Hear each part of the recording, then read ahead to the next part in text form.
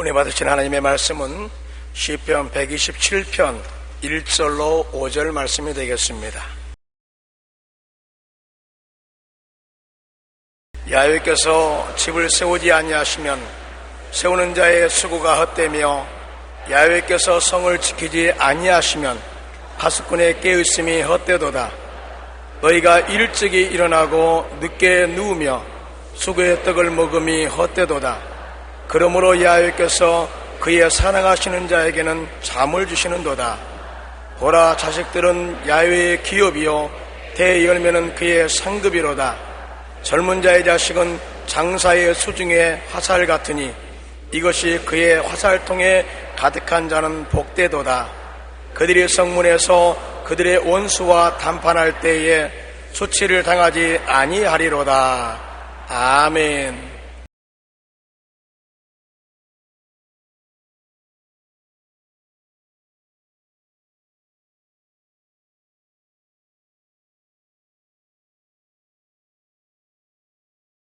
보라, 자식들은 야훼의 기업이요. 이 제목으로 은혜를 나누겠습니다. 옛날이나 오늘이나 어른들의 모임에 어린아이들이 오는 것을 거추장스럽고 귀찮게 생각합니다. 한 번은 예수님께서 말씀을 가르치시는데 어머니들이 어린아이들에게 복을 받게 하려고 많이 데리고 오며 주의가 소란스러워서 예수님 말씀 전하는데 방해가 되었습니다. 그래서 제자들이 어린아이들을 쫓아내려고 했었습니다. 그때 예수님께서는 노하시어 이르시되 어린아이들이 내게 오는 것을 용납하고 금하지 말라. 하나님의 나라가 이런 자의 것이니라. 내가 진실로 너에게 이르노니 누구든지 하나님의 나라를 어린아이와 같이 받들지 않는 자는 결단코 그곳에 들어오지 못하리라 하시고 그 어린아이들을 안고 그들 위에 안수하시고 축복하시니라고 말씀하고 있는 것입니다. 예수님께서 어린아이들을 얼마나 사랑하셨다는 것을 우리는 짐작하고도 남음이 있습니다. 하나님은 어린아이를 어떻게 생각하시고 계실까요? 성경에는 어린아이는 하나님이 주신 기업이라고 말했었습니다. 여러분, 기업이란 것은 먹고 사는 업인데 어린아이가 있어야 하나님이 먹고 사는 업도 주신다는 것입니다. 우리는 직장을 구하고 구멍가게를 하고 중소기업을 하고 대기업을 하고 그 이윤을 얻어서 먹고 살지 않습니까? 기업은 우리의 삶에 절실하게 필요한 것인데 하나님은 어린아이가 바로 하나님이 주시는 기업이라고 말한 것입니다. 어린아이가 오면 먹고 사는 터전도 함께 주신다는 것을 말씀하는 것입니다. 어린아이 없으면 하나님의 기업도 없다는 것입니다. 나라가 잘되고 산업이 일어나고 기업이 운영되려면 어린아이들이 많이 있어야 된다는 것입니다. 어린아이가 바로 하나님이 주시는 기업인데 애들이 태어날 때 벌써 기업을 가슴에 안고 태어난다는 것입니다. 그렇기 때문에 여러분 가정에 어린아이가 있어 울음소리가 그치지 아니하고 어린아이의 웃는 소리가 그치지 아니하면 그 가정에 하나님이 기업을 일으켜 주시는 것입니다. 축복을 해주신다, 그 말씀인 것입니다. 그리고 태의 열매는 거의 상급이라고 말한 것입니다. 여러분, 상 받는 거 안 좋아할 사람 누가 있습니까? 우리가 학교 다닐 때 방학 전에 성적표를 받고 우등상을 받을 때 얼마나 기분이 좋았을까? 졸업할 때 졸업장을 받고 상을 받으면 굉장히 자랑스럽습니다. 이 사회에서도 특별한 공로를 세운 자는 관계기관이나 국가에서 상을 베풀어 주는 것입니다. 그러면 시문에도 나고 아주 자랑스럽고 영광스럽게 생각하는 것입니다. 그런데 어린아이는 하나님이 주시는 상급이라고 말하는 것입니다. 하나님께로부터 상을 받은 것입니다. 여러분, 상을 받으면 얼마나 영광스럽고 자랑스럽고 빛난 일이 아니겠습니까? 상장을 지벽에다가도 걸어놓기도 하고 상표를 문갑 위에 얹어놓기도 하고 사람들에게 잘 보이는 곳에 두어서 자랑하기도 하는 것입니다. 어린아이는 하나님이 주신 상입니다. 인생에 상을 받는 것도 적을 것은 하나님이 상을 주셔서 그 상을 가지고서 자랑스럽게 되고 빛나게 되니 얼마나 좋습니까? 어린아이가 있어야 여러분의 인생이 상 받은 인생이 되고 칭찬받고 빛나는 인생이 되는 것입니다. 어린아이를 잘 길러놓으면 여러분, 어린아이는 여러분에게 상이 되고 기쁨이 되고 자랑이 될 수 있는 것입니다. 하나님께 상 받기 원하는 사람들은 모두 다 어린아이를 하나님께로부터 선물로 받아야 되는 것입니다. 잠언서 17장 6절에 손자는 노인의 면류관이요 아비는 자식의 영화라고 말한 것입니다. 이 어린아이가 장사의 수중에 화살 같다고 말한 것입니다. 장사가 아무리 힘이 좋아도 원수와 싸울 때 화살이 없으면 전쟁에 이길 수가 없는 것입니다. 화살이 전통에 가득하면 그 화살로서 많은 원수를 격퇴하고 나라를 지키고 생명을 보존할 수 있는 것입니다. 어린아이가 많으면 장사의 수중에 화살 같다. 가정에서나 사회나 국가가 자녀들이 많고 어린이가 많으면 장사의 수중에 있는 화살통에 화살 같아서 이 경쟁 많은 세상에서 어느 곳에 가나 경쟁에 지지 않는다는 것입니다. 정치, 경제, 교육, 문화, 군사, 산업 온갖 면에서 오늘날은 세계적으로 경쟁하고 있는 것입니다. 경쟁에서 지면 후진국이 되고 경쟁에서 이기면 선진국이 되는 것입니다. 우리가 이 경쟁에서 이기려면 우리 화살통에 화살이 가득 차야 되는 것입니다. 우리의 가정에, 사회, 국가에 자녀들이 많이 있어야 되는 것입니다. 우리 한국에 지금 큰 걱정을 하는 것은 어린애기를 안 낳기 때문에 우리 미래가 암담하다는 것입니다. 화살통에 화살이 없으니까 국제적인 경쟁력에 뒤지게 되고 나중에는 오히려 후진국으로 전락하고 말 위기에 처해 있는 것입니다. 성경에는 원수와 담판할 때 수치를 당치 않는다고 했는데 자녀들이 많이 있어 훌륭하게 되면 경쟁사회에서 수치를 당치 않고 영혼이 잘 되고 범사에 잘 되며 강건할 수 있고 머리가 되고 꼴이 되지 않고 위에 있고 아래 내려가지 않고 남에게 구워줄 줄도 꾸지 않은 성리로운 삶을 살 수가 있는 것입니다. 자녀가 바로 우리의 삶을 영화롭게 하는 근본이 되는 것입니다. 성경에는 야훼께서 집을 세우지 아니하시면 세우는 자의 수고가 헛되다는데 언제 헛됩니까? 자식이 없으면 아무리 집을 세워놔도 텅 빈 집에 무슨 효과가 있습니까? 자식이 없으면 집을 지어놔도 헛수고한다는 것입니다. 야훼께서 성을 지키지 않으시면 파수꾼의 경성함이 헛살아다. 아무리 지위, 명예, 권세, 돈, 부귀, 영화라는 성을 쌓아놓아도 그것을 이어갈 자식이 없으면 성을 지키는 것이 헛된 것입니다. 아침에 일찍 일어나고 저녁에 늦게 누우며 수고롭게 해서 삶을 살아가더라도 그것을 누릴 수 있고 이어갈 수 있는 자식이 없으면 헛된 수고라는 것입니다. 그러므로 집도 자식이 있어야 지키는 효과가 있고 성도 자식들이 있어야 지키는 효과가 있고 수고하고 애쓰고 노력해도 자녀가 있어야 보람이 있다는 것입니다. 그러므로 하나님은 자녀를 굉장히 중요하게 느끼신다는 것을 알 수 있습니다. 역사적으로 보면 어느 나라나 훌륭한 사람, 존경받는 사람, 유명한 사람들은 다 하나님을 잘 믿는 사람들이었고 그들은 대개 어려서부터 하나님을 공경하도록 가르침을 받은 것을 볼 수 있습니다. 초대교회 유명한 교비였던 폴리갑은 9살 때 예수를 믿었습니다. 그리고 유명한 조나단 에드워드 목사는 7살 때 구원을 받았습니다. 독일의 진젠도르프 백작은 4살 때, 주석가 매튜 헨리는 11살 때, 영국의 스펄전은 12살 때 구원을 받았습니다. 이들은 모두 어려서부터 부모를 따라 교회에 나가서 올바른 신앙 교육을 받고 하나님을 섬기는 도를 배웠던 것입니다.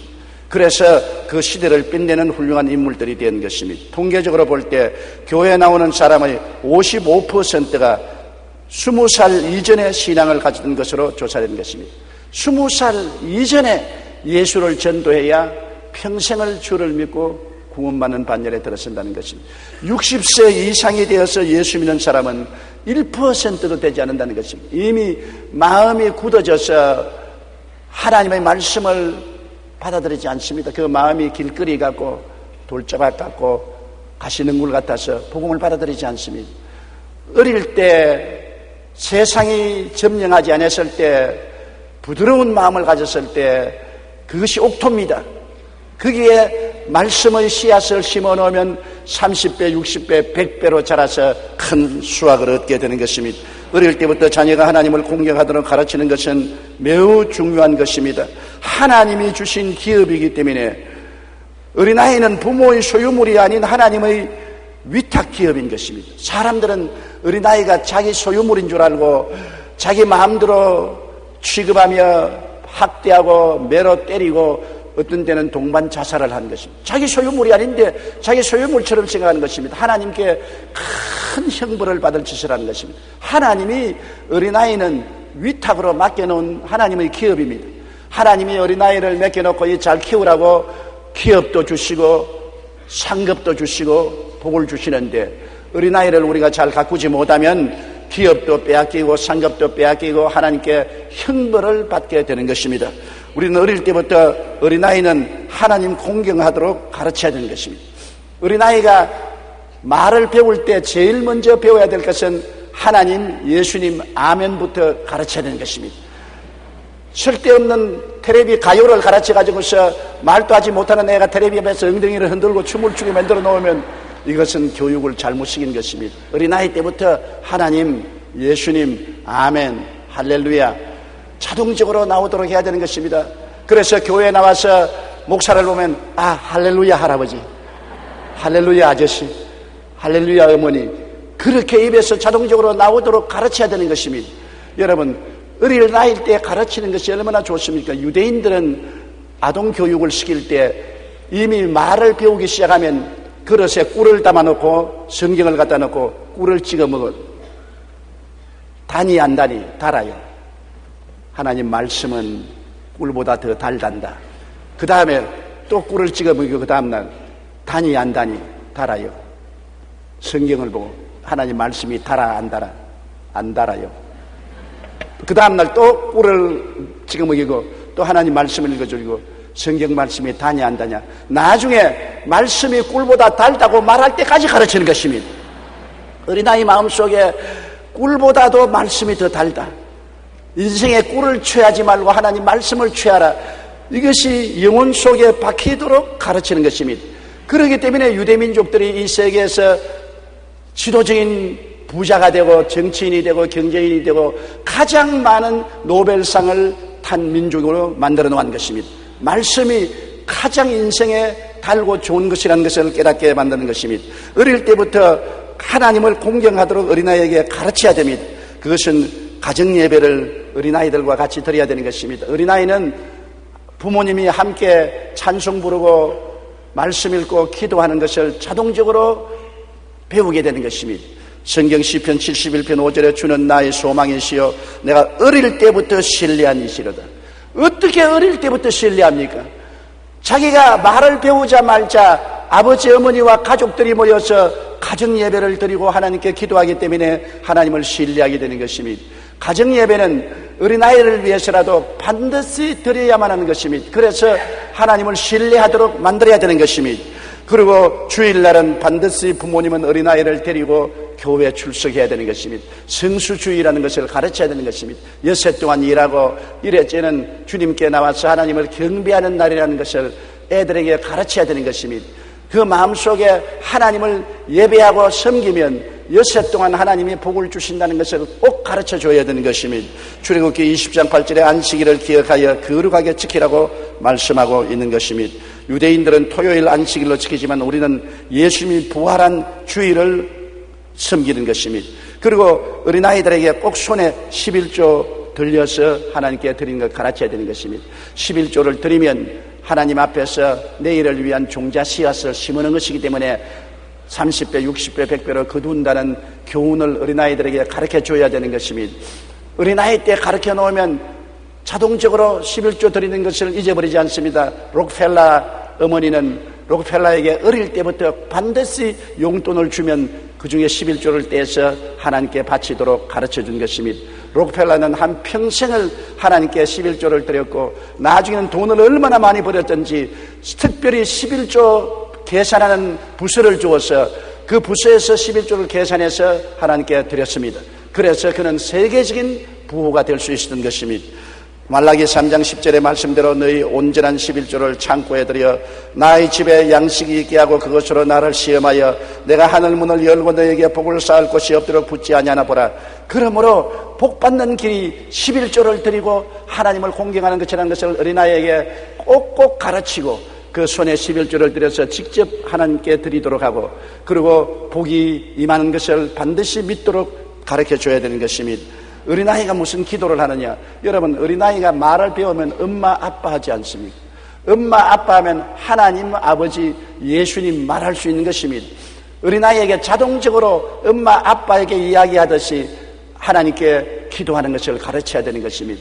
기도가 어렵지 않습니다. 기도는 하나님과 대화인 것입니다. 아버지와 어머니와 대화할 수 있으면 하나님과 예수님과 대화할 수 있는 것입니다.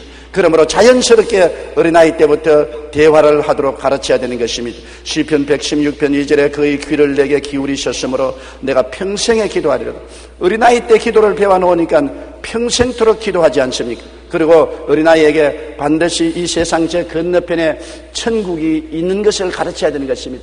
예수님이 하늘나라에서 이 땅에 오셔서 우리에게 천당 가는 길로 이끌어 간다는 것을 가르쳐야 되는 것입니다. 이 땅에 사는 것이 전부가 아니라 우리는 이 땅을 언제고 떠나게 되면은 육신의 장막지 벗어버리고 영원한 천국에 간다는 것을 어린아이들에게 가르쳐야 되는 것입니다. 물질적인 세계만 있는 것이 아니라 물질 세계보다 한 단계 높은 영적인 영원한 세계가 있다는 것을 가르쳐 줘야 되는 것입니다. 그래서 언제나 어린아이들의 마음속에 내일에 대한 꿈과 희망을 가슴속에 품도록 해야 되는 것입니다. 막연하게 물질적인 세계만 바라보고 이것이 전부라고 생각하는 사람으로 만들어서는 안 됩니다. 물질 세계 저 건너편에 물질 세계보다 더욱 향상되고 더 아름답고 영광스럽고 소망찬 천국을 주님께서 예배해 놓았다는 것을 어린아이들에게 말씀해 드려야 되는 것입니다. 왜냐하면 예수님께서도 어린아이들을 불러 가까이 하시고 이르시되 어린아이들이 내게 오는 것을 용납하고 금하지 말라. 하나님의 나라가 이런 자의 것이라고 했습니다. 하나님은 어린아이들이 예수께 나오고 하늘나라를 어린아이들에게 주시기를 간절히 원하고 있는 것입니다. 그 수많은 어린아이들 말씀만 전해주었으면 따라올 것인데 말씀을 전해주지 않으므로 하늘나라 못 가면 얼마나 안타깝습니까? 우리가 개척교회 할 때 제일 먼저 출발하는 것이 어린아이들을 불러 모으는 것입니다. 어른들은 천막교회 가만히 깔고 아무니 오라 해도 안 와요. 그러나 어린아이들은 북 걸머쥐고 동지에 나가서 북을 둥둥둥 치면서 찬송가를 부르면 줄줄이 따라온다고요. 그러면 어린아이들을 교회에 갖다 놓고 찬송을 부르고 가르치니까 자동적으로 어머니가 구경하러 따라왔다가 어머니가 교회 오게 되고 어머니가 오게 되면 얼마 있지 않냐여 아버지가 따라서 나오게 되고 할머니 할아버지가 따라 나오는 것입니다. 교회를 세우는데도 먼저 어린아이들이 예수께로 나오고 어린아이를 따라서 부모와 형제들이 나오게 되는 것입니다. 그렇기 때문에 주님은 어린아이가 하늘나라 주인이 된다고 말씀하고 있는 것입니다. 미국의 아이오와주의 어느 마을에서 교회학교 교사가 길거리에 나가니까 4사람의 어린아이가 길거리에서 흙장난을 하고 있습니다. 야, 길거리에서 흙장난할 것이 아니다. 교회에 나와서 예수 믿고 하나님을 섬겨야 된다. 얘들이 흙을 털털 털면서 기쁘게 따라오거든. 그 교회 데리고 와서 청년이 되어서 떠날 때까지 이 주일학교 교사가 이 4명의 어린이를 잘 가르쳤습니다. 세월이 언간 흘러서 이제 나이가 많이 먹게 된 주일학교 교사가 은퇴를 하게 됐는데 은퇴식 때 4통의 편지가 왔습니다. 그런데 그 한 통의 편지는 중국 선교사에게서 왔고 한 통의 편지는 미국 연방은행 총재에게서 왔고 한 통의 편지는 대통령 비서실장에서 오고 한 통의 편지는 그 봉투에 후보라고 이름이 적혀 있는데 바로 미국의 31대 대통령이었습니다. 그리고 이런 글이 적혀 있습니다. 선생님, 우리가 길거리에서 흙장난을 할 때 선생님이 우리를 불러서 예수 믿고 하나님을 섬기게 하고 그 후에 우리가 주님 말씀대로 하나님을 섬기며 살면서 오늘 이 자리에 와서 승리롭게 살고 있습니다. 그 어린이가 바로 중국 선교사가 되고 미국 연방은행 총재가 되고 대통령 비서실장이 되고 후보 대통령이 된 것입니다. 어린아이 때 예수 믿고 하나님을 섬기게 했으니 하나님이 복을 주어서 세계적인 지도자가 되게 만들어준 것입니다. 어린아이에게 교육을 시키는 것도 중요하고 좋은 학교에 들어가게 하는 것도 중요하고 세상에 필요한 것을 주는 것도 중요하지만 가장 중요한 것은 영원히 있고 복받을 수 있는 예수를 믿고 하나님을 섬기게 하는 것입니다. 신앙을 선물로 주는 것이 가장 큰 선물이요 신앙을 상속으로 주는 것이 어린 자녀에게 가장 큰 축복을 주는 것입니다. 여러분, 조지 워싱턴 대통령이 예수 그리스도를 믿고 미국을 창설한 위대한 대통령이 되었으며 16대 대통령 링컨은 통나무집에서 가난하게 초등학교도 못 나왔지만은 성경을 읽고 예수님을 믿어서 미국을 변화시킨 대통령이 되지 않았었습니까? 오늘날 예수 그리스도를 가슴속에 모신 것이 삶의 가장 위대한 자원이 되는 것입니다. 우리는 석유가 한 방울도 안 난다고 탄식합니다. 우리에게는 지하 자원이 없다고 탄식합니다. 그러나 우리 한국에 예수를 모신 어린아이들이 많이 생기면 석유 자원보다 지하 자원보다 더 큰 축복이 오는 것은 하나님을 자원으로 삼을기 때문인 것입니다. 하나님이 우리 자원이 되면은 끝없는 축복이 우리에게 넘쳐나게 되는 것입니다. 그렇기 때문에 어린아이는 부모의 소유물이 아닌 하나님의 위탁 기업이므로 어릴 때부터 하나님을 공경하도록 부모님은 열심을 다하여 가르쳐야 되는 것입니다. 우리는 어린아이들에게 계명을 외우게 하도록 가르쳐야 되는 것입니다. 이 세상은 너무나 광막하고 갈 길 몰라 방황하는 사람들이 얼마나 많습니까? 어떻게 살아야 될지, 어느 길로 가야 올바르게 갈지 알지를 못합니다. 하나님께서는 이스라엘 백성을 왜 온 세계에서 머리가 되고 꼴이 되지 않고 위에 있고 아래 가지 않고 남에게 구워질 자도 구우지 않은 민족으로 만들었습니까? 온 세계 중에 이스라엘만큼 명확한 계명을 가진 민족은 없습니다. 하나님이 시내산에서 모세를 통하여 이스라엘 민족에게 어떻게 살아야 될 계명을 분명히 주었었습니다. 이 계명이 없는 다른 이방 민족들은 음란하고 방탕하고 속이고 허탄하게 살았습니다. 이스라엘은 하나님 앞에 올바르게 사는 계명을 받은 것입니다. 계명을 따라 사는 것이 참이요 길이요 사는 법이 되는 것입니다. 평안과 축복의 땅에 들어가려면 계명의 길을 따라가야 되는 것입니다. 시편 119편 105절로 106절에 주의 말씀은 내 발의 등이요 내 길의 빛이니이다. 주의 의로운 규례들을 지키기로 맹세하고 굳게 정하였다고 말한 것입니다. 마음속에 계명을 따라 사는 것이 참으로 잘 사는 길이요 축복받는 길이라는 것을 어린아이들에게 가르쳐야 되는 것입니다. 어린아이들에게 하나님의 십계명을 외우도록 하고 늘 말해줘야 됩니다. 이게 너가 세상에서 길을 잃지 않고 올바르게 갈 수 있는 인생 길이요 축복받는 길이요 성공하는 길인 것을 잊지 말아라. 꼭 계명을 가르치고는 그 말을 해야 되는 것입니다. 제가 늘 말했지만은 어느 집에 가정 신방을 가니까 어린아이 둘이 침대 앞에 십계명을 걸어놓고 어머니가 잘 때도 십계명을 크게 외우고 자고 아침에 깨어 일어나면 제일 먼저 십계명부터 외우라고 말했습니다. 그 교회 학교 어린아이가 자라는 것을 내가 눈여겨보았는데 두 사람이 다 훌륭하게 자라서 사회에 지도적인 인물이 되는 것을 보았습니다. 계명을 탈선시키는 자는 마귀요 계명을 어기면 죄가 되고 사망의 포로가 된다는 것을 가르쳐야 되는 것입니다. 계명은 하나님이 주신 사는 길인데 하나님이 주신 사는 길을 어기고 탈선을 하게 하는 것은 사탄이 그렇게 하고 탈선해서 죄를 지으면 결국 멸망하고 만다. 이것을 가르쳐야 되는 것입니다. 계명은 철책과 같아서 철책을 뛰어넘으면 낭떠러지에 떨어지고 다치거나 죽을 수밖에 없는 것입니다.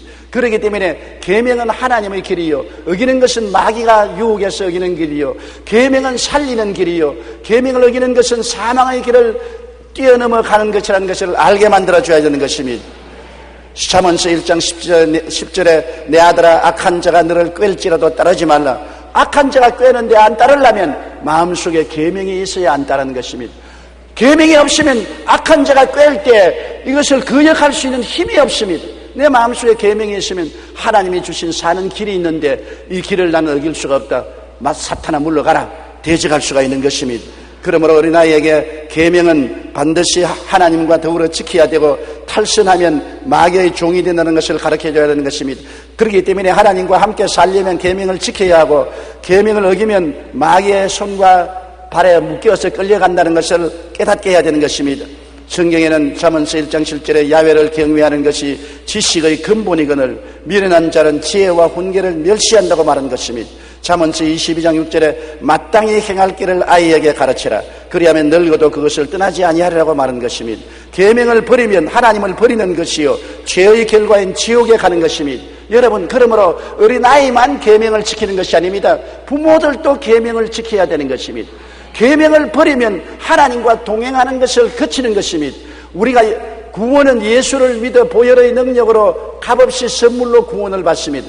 구원을 받고 난 다음에 하나님과 동행하고 하나님과 함께 살기 위해서는 우리의 삶 속에 힘써 계명을 지켜야 되고, 계명을 어기면 곧장 회개하고 예수님 보혈로 씻고 계명의 길로 들어와야 되는 것입니다. 계명이 우리를 구원은 하지 않습니다.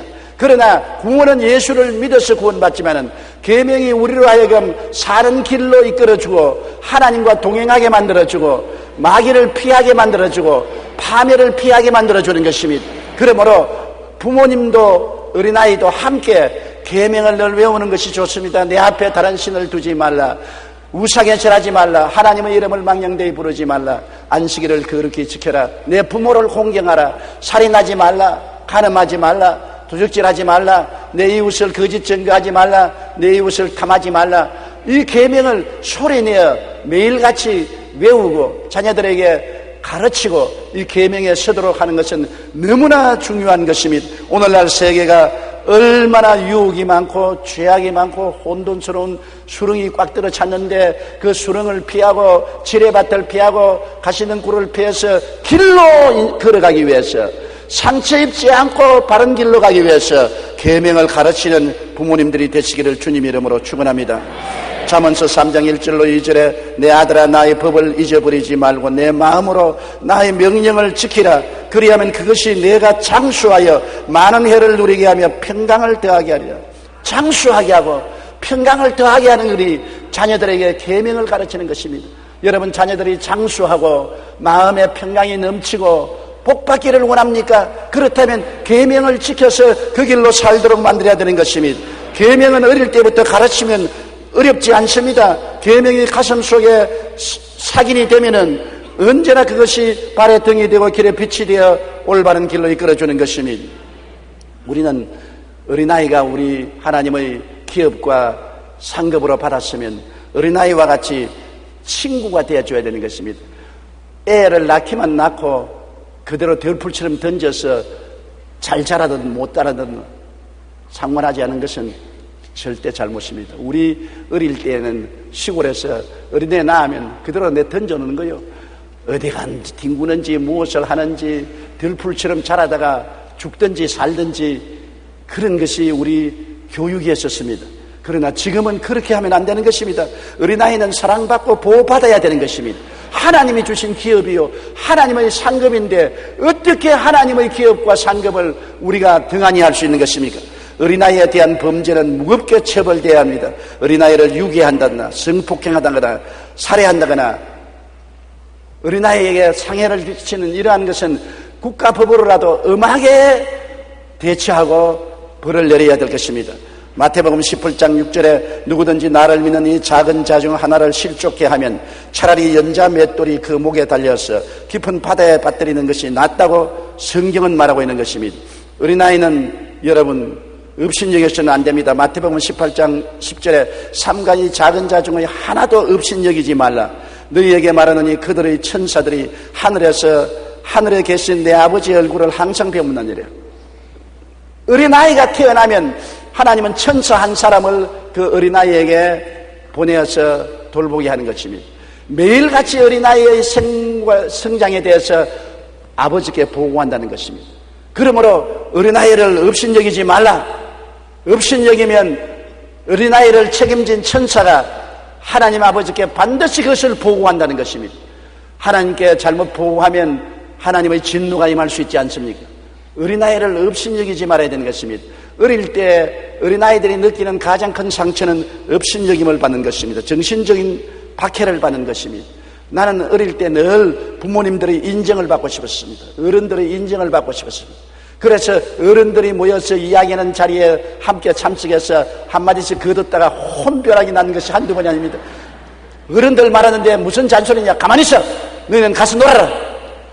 이런 말이 마음에 깊은 상처가 되어서 지금도 내 마음속에 그 상처가 남아있는 것입니다. 어린아이는 사람도 아닌가 보다, 어린아이는 인간 취급을 못 받는가 보다, 나는 개나 고양이와 같은가 보다, 그러한 마음이 사라지지 않았은 것입니다. 어린아이도 태어날 때부터 개체적인 인격을 가지고 존경받아야 되고 사랑받아야 될 것입니다. 어린아이가 끼어든다고 호통치지 말고, 어린아이도 끼어들면 한마디 말하도록 허락해 주는 것이 당연한 일인 것입니다. 어린아이도 정당한 대우를 받아야만 하는 것입니다. 정신적으로 박해하지 말아야 되는 것입니다. 에베소 6장 4절에 또 아비들아 너희 자녀를 노엽게 하지 말고 오직 주의 교훈과 훈계로 양육하라. 여러분 요사이 텔레비에 보면 자식을 때려서 멍이 들어 형편없는 것이 비춰지는 것을 봅니다. 자녀는 저항할 힘이 없습니다. 부모가 때리면 때리는 대로 얻어맞을 수밖에 없습니다. 어떻게 그렇게 자기 자식을 엉덩이가 시퍼렇게 피명이 들도록 때리고 혹은 때려서 죽이기까지 하는 것입니다. 범죄 중에 범죄인 것입니다. 어린아이를 미숙하니까 사랑과 교훈으로 달래야지 채찍으로 때리고 주먹으로 치고 발로 차고 했어야 어떻게 되겠습니까? 20세기가 낳은 세계적인 부흥사 빌리 그라함 목사님은 어렸을 때 동네 사람들이 눈살을 찌푸리게 하는 골칫덩이였었습니다. 사람들은 저 아이가 커서 큰 범죄인이 되든지 골칫거리가 될 것이라고 말했었습니다. 그러나 빌리 그라함 할머니가 빌리 그라함의 머리를 쓰다듬으면서 너 말을 잘한다. 너는 사람을 끄는 재주가 있다. 그 개성을 잘 살리면 큰 지도자가 될 것이다. 그 할머니의 말이 빌리 그라함의 어린 시절 마음속에 깊이 박혔습니다. 그래서 그는 장차 위대한 복음 전도자가 될 수가 있을 것입니다. 제2차 세계대전을 승리로 이끈 메가더 장군도 어린 시절 항상 말썽을 피우고 사고를 치는 아이들을 몰고 다니면서 골목대장 노릇을 했습니다. 사람들은 그 모습을 보고 그는 장래가 없다고 말했습니다. 그런데 또 할머니가 이 메가더 장군을 보고 너는 기골이 장대하고 리더십이 있는 군인이 되겠다. 훌륭한 군인이 되겠다. 그 할머니 말이 그 마음속에 박혀서 그는 웨스트민스터 사관학교에 들어가게 되고 나중에는 세계를 전쟁에서 건져내는 위대한 장군이 된 것입니다. 저는 어릴 때 우리 아버님이 말한 말 지금도 잊어지지 않습니다. 제가 과장을 많이 했어요. 어릴 때부터 개미를 보면 소환제를 보았다고 그렇게 과장을 많이 한 성격을 가지고 있었습니다. 그런데 우리 사촌들하고 같이 농장에서 노는데 우리 사촌들에게 내가 뛰어와서 야, 저 대문 밖에 나무 사이에 보니까 호랑이가 한 마리 앉아있다. 가보자. 모두 다 몽둥이를 들고 가보니 호랑이가 없거든. 그래서 그때부터 날 보고 거짓말쟁이라고 이름을 붙였어. 용기 거짓말쟁이, 용기 거짓말쟁이. 그래서 내가 울었습니다. 아버님이 왜 우느냐? 아니 내가 호랑이가 없는데 호랑이가 있다고 말을 했기 때문에 나를 보고 거짓말쟁이라 그랬다. 아버지가 내 머리를 쓰면서 너가 거짓말쟁이가 아니라 너는 꿈이 많은 애다. 너희 사촌들은 호랑이를 못 봤지만 너는 상상 속의 호랑이를 봤으니 너는 꿈이 많은 애인데 너는 장차 큰 사람이 될 사람이다. 꿈을 못 꾸는 사람은 아무 일도 못하지만은 꿈을 꾸는 사람은 큰 일을 할 수 있다. 우리 아버님이 어릴 때 그 말을 해주는데 그게 내 일생에 굉장한 도움이 되었어요. 언제나 없는 것을 있는 것 같이 부를 수 있게 힘을 주고 용기를 준 근원이 되었던 것입니다. 그러므로 어린아이들에게 정신적인 학대를 하지 말아야 되는 것입니다. 미숙한 말이라도 귀를 기울여 듣고 많이 칭찬해주고 많이 존경해주고 자존심에 상처를 입히지 말아야 되는 것입니다. 대화와 사랑이 결핍한 어린아이는 육신의 비타민이 부족해서 자라지 못하는 것처럼 정신적으로 자라지 못하는 것입니다. 소외받고 멸시와 천대받는 아이들은 세상에 피란치가 없기 때문에 할 수 없이 세속적이고 유해한 정보 매체를 따라간다든지 세상의 나쁜 곳에 빠져들어가고 마는 것입니다. 어린아이들은 부모님의 사랑을 받고 귀하게 느낌을 받고 대화의 대상이 되어주면 세상에 빠져들어갈 리가 없는 것입니다. 유해 매체에 빠져들어가지 않습니다. 이 학교에는 마라스머스라는 병이 있습니다. 이 마라스머스라는 병은 영양실조에 걸려서 죽는 것도 아니고 병균에 걸려서 죽는 것도 아니고 자라지 않고 시름시름 앓다가 죽습니다. 대개 전쟁 고아들이나 부모에게 사랑을 못 받는 어린아이들 시름시름 앓다가 자라지 못하고 죽는 것이 마라스머스라는 병인 것입니다. 그런데 이 병을 고치는 건 간단한 것입니다. 어린아이들을 안아주고 엉덩이를 두들겨주고 뽀뽀해주고 사랑한다고 해주면 마라스머스 병에서 고침을 받습니다. 애들이 모두 다 사랑이 그리운데 부모님이 끌어 안아주고 따뜻한 포옹을 해주고 사랑한다고 뺨을 비벼주면 이것이 굉장한 생기를 주고 활력소가 되는 것입니다. 어린아이만 그런 것이 아닙니다. 어른들도 그래요. 가정에서 남편이 아내를 꼭 끼안아주고 뺨을 비벼주고 나 당신 사랑하오. 머라스머스 병에서 고침받는 것입니다. 그 부인이 활기를 잃어버리고 낙심한 부인이 용기와 희망이 생기죠. 남편을 꼭 끌어안고 등을 쓰다듬어 주면서 당신 사랑해요. 당신 용기를 내세요 하면 마음속에는 머라스머스 병이 떠나가 버리고 활기와 용기가 생기는 것입니다. 사람이 사랑을 할 수 있고 사랑을 받을 수 있다는 것은 굉장한 축복입니다. 어른도 그렇거든. 하물며 어린아이는 사랑을 하고 사랑을 받지 못하면 그것이 병이 되어서 죽어버리고 마는 것입니다. 그렇기 때문에 많은 영화원이나 영화병원에서는 명령을 하는 것입니다. 오늘날 반드시 하루에 몇 번씩 안아 얼러주고 쓰다듬어주고 뽀뽀를 해주라고. 그렇지 않으면 어린아이는 살지 못하는 것입니다. 동물들은 그렇게 안 해도 괜찮습니다. 그러나 사람은 하나님의 형상과 모양으로 지음받았는데 하나님은 사랑이신 것입니다. 사랑을 베풀고 사랑을 받고 하지 아니하면 사람은 살지 못한다는 것을 알아야 되는 것입니다. 그렇기 때문에 어린아이들에게는 정신적으로 육체적으로 사랑을 베풀어 줘야 되는 것입니다. 지난 2월 15일 조선일보에 청소년들의 인터넷 중독 상태에 관한 기사가 났는데 청소년 10명 가운데 3명 이상이 인터넷 이용 시간이 빈도가 너무나 길어서 통제 못할 정도가 되고 인터넷 질병에 빠졌다는 것입니다. 그 중에 14%는 치료와 상담이 꼭 필요한 정도가 되었다고 말하는 것입니다. 한국정보문화진흥원이 9살에서 39살까지 전국 인터넷 이용자 3,500명을 대상으로 2006년 인터넷 중독 실태를 조사했습니다. 그 결과 청소년 인터넷 중독 비율은 성인의 2배에 달한다고 말한 것입니다. 인터넷이 좋기도 하고 많은 정보를 전달하는 매체도 되지만은 수많은 음란하고 방탕하고 세속적인 정보가 홍수처럼 쏟아져 나오는 것입니다. 인터넷에 중독되어서 완전히 정신이 빠지고 귀신에게 잡혀서 칼바를 잃어버리고 현실 세계를 놓쳐버리고 환상 속에 사는 어린아이들이 얼마나 많은지 모릅니다. 이것은 왜냐? 부모가 시간을 내어서 함께 대화를 해주고 사랑을 해주고 함께 접촉을 해주어서 부모의 사랑 가운데서 자랄 수 없기 때문에 피란처를 구하는 것이 요사이 인터넷이요, 나쁜 친구들이요, 세속으로 빠져들어가는 것입니다. 그렇기 때문에 부모들이 시간을 내어서 어린아이를 돌봐야 되는 것입니다. 부모들은 어린아이들에게 반드시 아름다운 추억을 만들어줘야 되는 것입니다.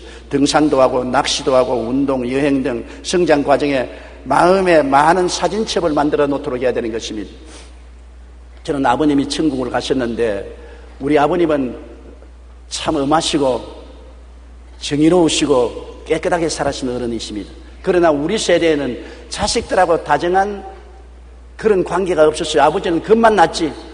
아버지가 오시면 될 수 있으면 피한 것이 좋다고 생각했지. 대화가 없었습니다. 그러므로 아버님이 94살에 천국에 가셨는데 아버님을 생각하려고 자꾸 생각해도 머리에 생각나는 사진첩이 없어요. 추억이 없단 말인 것입니다. 제가 아버님을 생각하려고 하면 꼭 한 가지만 자꾸 생각납니다. 학교 갔다 와서 소무기를 가는데 하면은 아버지가 저와 함께 소무기를 가서 논두렁에서 소를 먹이는데 아버지는 앉아서 책만 읽고 계시고 나는 소 끈을 잡고 메뚜기 잡던 이야기밖에는 기억난 것이 없습니다. 아버지하고 같이 한 추억이. 그러므로 여러분 많은 추억을 만들어 주어야 자식들이 나중에 집을 떠나시도 부모를 생각할 때 추억이란 사진첩을 통해서 부모를 생각하는 것입니다. 밥만 먹이고 옷만 입히고 교육만 시켜놓으면 나중에 부모에게 대한 기억이 아무것도 없습니다. 살아서도 부모를 기억하고 세상을 떠고 난 다음에도 부모를 기억하는 것은 마음속에 남은 추억의 사진첩인 것입니다. 그러므로 여러분께서 자식들이 집에 있을 때 자식들과 함께 많은 추억을 만들어 주십시오. 등산도 하고 낚시도 하고 운동도 같이 하고 여행도 같이 하고 즐겁게 살았던 이것이 마음의 추억이 되어서 나중에 두고 부모님을 생각하게 되고 또 부모님을 효도하게 만드는 길도 되는 것입니다. 아름다운 추억 만들어 주기는 보통 중요한 일이 아닙니다. 이렇기 때문에 여러분은 이 일을 꼭 하시기를 주님 이름으로 축원하고 부탁합니다. 이제 무엇보다도 삶의 좋은 모델이 되어야죠. 어린이는 부모와 선생의 은행을 닮으려고 애를 씁니다. 집에서 자랄 때 어린아이는 6살 동안에 자기 인격이 다 완성됩니다. 6살 동안까지는 부모와 같이 있기 때문에 말도 부모하는 말을 배우고 행동도 부모하는 행동을 배우게 되는 것입니다. 어린아이가 부모님이 경상도 사람이면 서울에서 태어났음에도 불구하고 경상도 말을 유창하게 합니다. 부모의 말하는 것을 들어서 배웠기 때문인 것입니다. 중국 사람들이 화교가 부모님들이 중국어를 하기 때문에 한국에서 태어나서 한국 학교 다니면서도 중국어를 유창하게 합니다. 부모님이 중국어를 하기 때문에 그것을 배운 것입니다. 이처럼 자녀는 부모에게 배우는 것입니다. 저는 요사이 거울을 가만히 들여다보면 내 속에 조두천 장로님이 너무나 많이 들어있기 때문에 깜짝 놀랍니다.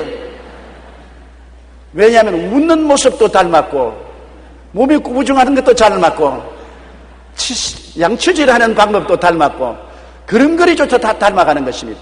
왜 이렇게 닮았을까? 어린아이 때 늘 아버지가 나의 롤 모델이 되었기 때문인 것입니다. 어린아이들은 여러분을 보고 배우는 것입니다.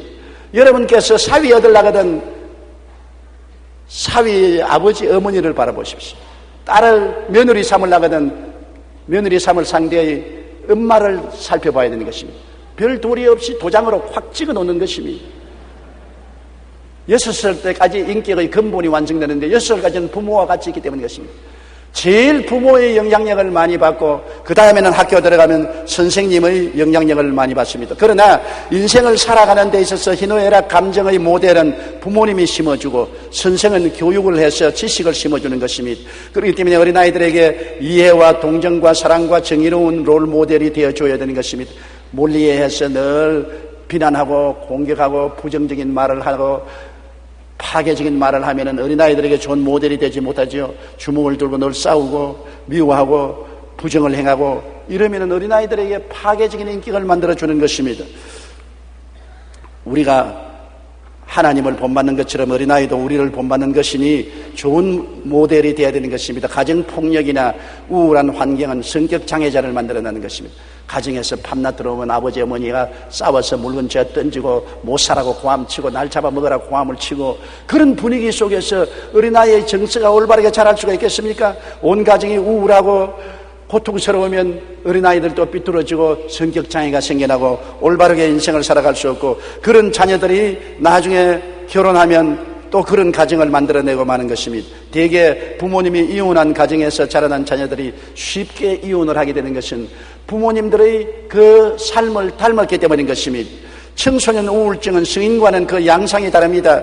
2006년 가정과 상담 6호로에서 청소년 우울증이 성인과 다른 점을 설명하고 있습니다.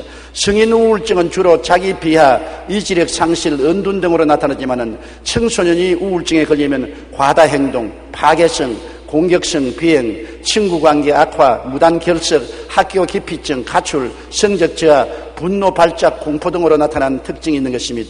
그러므로 이러한 청소년의 우울증은 주로 부모와의 불화, 학업에서 오는 스트레스가 중요 원인이 되는 것입니다.